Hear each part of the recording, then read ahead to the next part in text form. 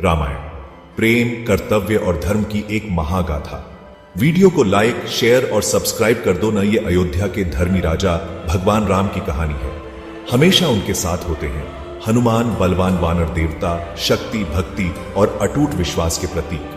लेकिन इनके बंधन की परीक्षा होती है।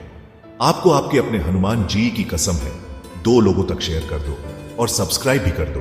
रामायण की एक कम जानी कहानी एक ऐसे समय के बारे में बताती है जब राम को हनुमान को लगभग सजा देनी पड़ी। राम सदाचार के अवतार, हमेशा अपने धर्म का पालन करते थे, तब भी जब उन्हें अकल्पनीय दुविधाओं का सामना करना पड़ा। हनुमान, उनके अनन्य भक्त, अपने पूरे अस्तित्व के साथ राम की पूजा करते थे। ये उनकी कहानी है, आजमाई हुई आस्था और पुरस्कृत भक्ति की कहानी। एक दिन ऋषियों की एक विशाल सभा अयोध्या में इकट्ठी हुई। उन्होंने एक गहन प्रश्न पर बहस की, क्या बड़ा है, राम का नाम या स्वयं राम? बहस छिड़ गई। कुछ लोगों ने तर्क दिया कि राम अपनी दिव्य शक्तियों के साथ सर्वोच्च थे। दूसरों का मानना था कि उनका नाम पापों को धोने में सक्षम, अधिक शक्तिशाली था। हनुमान ध्यान से सुन रहे थे। उनका हृदय उत्तर जानता था। उनके लिए राम का नाम एक दिव्य मंत्र था, अपार शक्ति और सांत्वना का स्रोत। उनका मानना था कि राम के नाम का जाप किसी भी बाधा को जीत सकता है। यही उनका अटूट विश्वास था। ऋषियों में पूजनीय विश्वामित्र राम के गुरु भी थे। उन्होंने घोषणा की कि राम का नाम बड़ा है।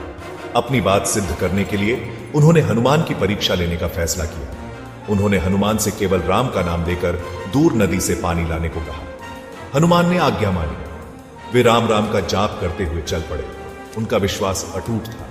लेकिन जैसे ही वे नदी पर पहुंचे तो उन्होंने एक भयानक दृश्य देखा।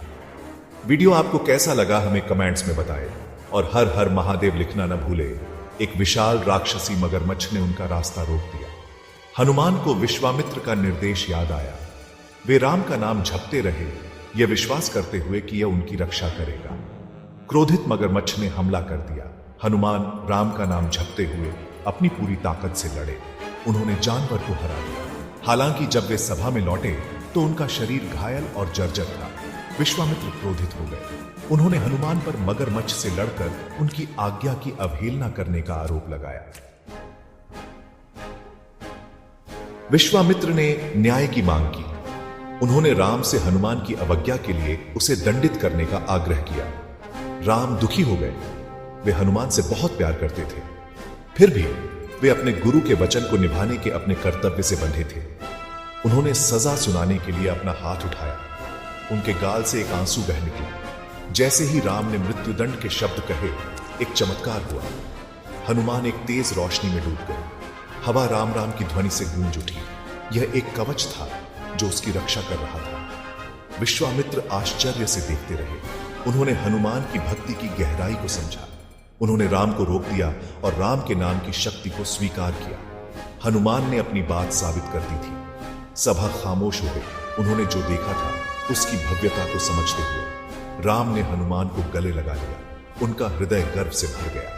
यह घटना हनुमान की भक्ति की ताकत और दिव्य नाम की शक्ति का प्रमाण बन गई। इसने इस बात पर प्रकाश डाला कि सच्ची आस्था सबसे बड़ी बाधाओं को भी जीत सकती है।